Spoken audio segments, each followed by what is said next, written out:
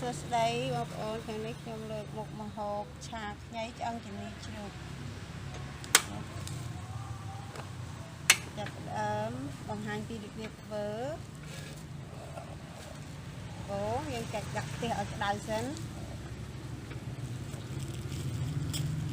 ពេលយើងក្តៅហើយយើងចាក់ប្រេងឆាចូលចាក់ឲ្យច្រើនបន្តិចមកយើងមើលស្មានមកខ្ញីឲ្យយើងបំពងខ្ញីសិនយើងទុកឲ្យក្តៅសិនក្តៅហើយយើងដាក់ខ្ញីចូលខ្ញីកន្លះគីឡូទៅច្បកវិញយើងយកចិត្តខ្លួនឯងហើយយើងបំពងវាច្រើននេះទៅពេលវាក្រៀមទៅចោលបន្តិចមួយ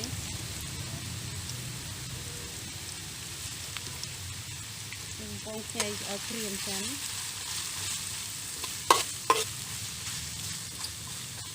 យើងមើលមកប្រេងឆាហើយជាមួយខ្ញីយើងមកល្មមហើយចាក់ថែមបន្តិចទៀតបានវាអត់ខ្លោច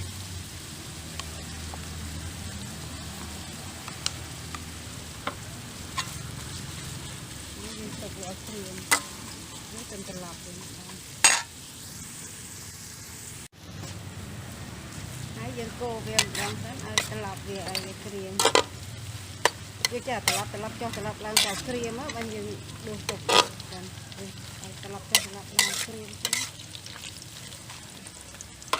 លើបន្តិចមួយនេះ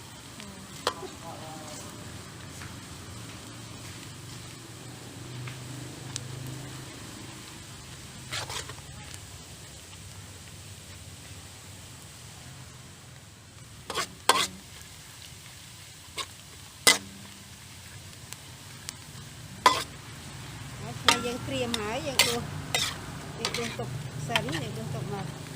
ឡែកសិនដាក់បំពងខ្ទឹមសហើយ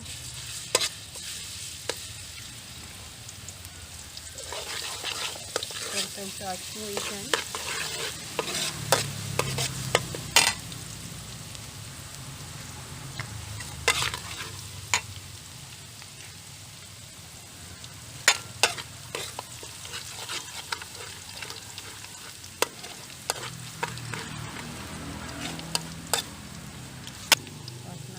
ដាក់វាបាយមក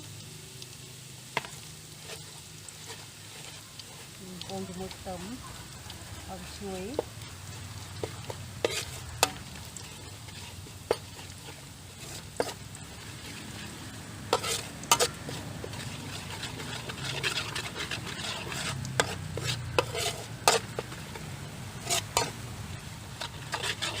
ឆាខ្ញីដាក់ស្ករត្នោតបានវាឈ្ងុយ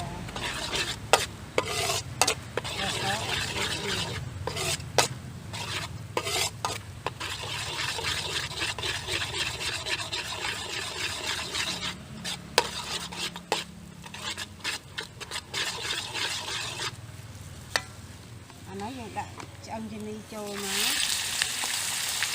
ហើយជំនីនេះមានលួយសាច់3ជាន់ហ្នឹងតិចផងឲ្យវាខ្លាំងវាជាតិខ្លាំង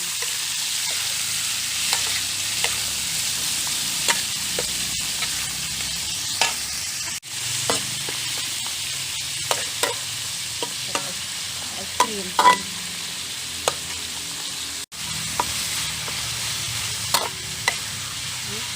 អញ្ចឹងជំនីជ្រូកមានសាច់3ជាន់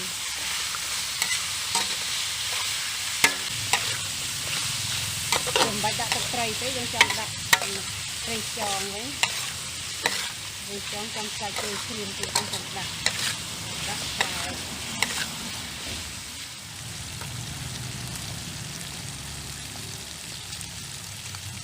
យើងដាក់ត្រីខ្យងទៅទីចាប់ព្រាបាយណា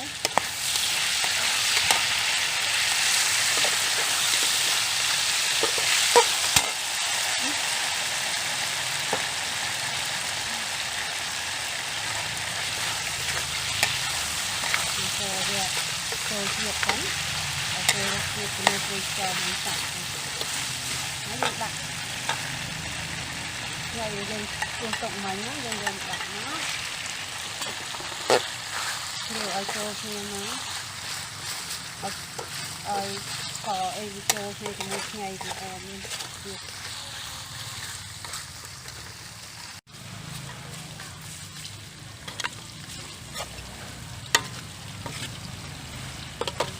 cho cream chứ mình nhai được chơi nhỏ tật vậy ở nhai nhai này cứ chơi xanh tí ra rồi nè tòm xanh mình cái đèn này rồi nè chơi chặt xanh này này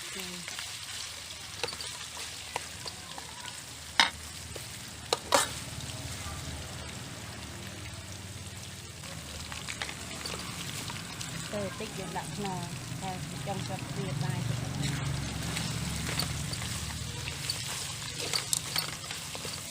mà ăn đấy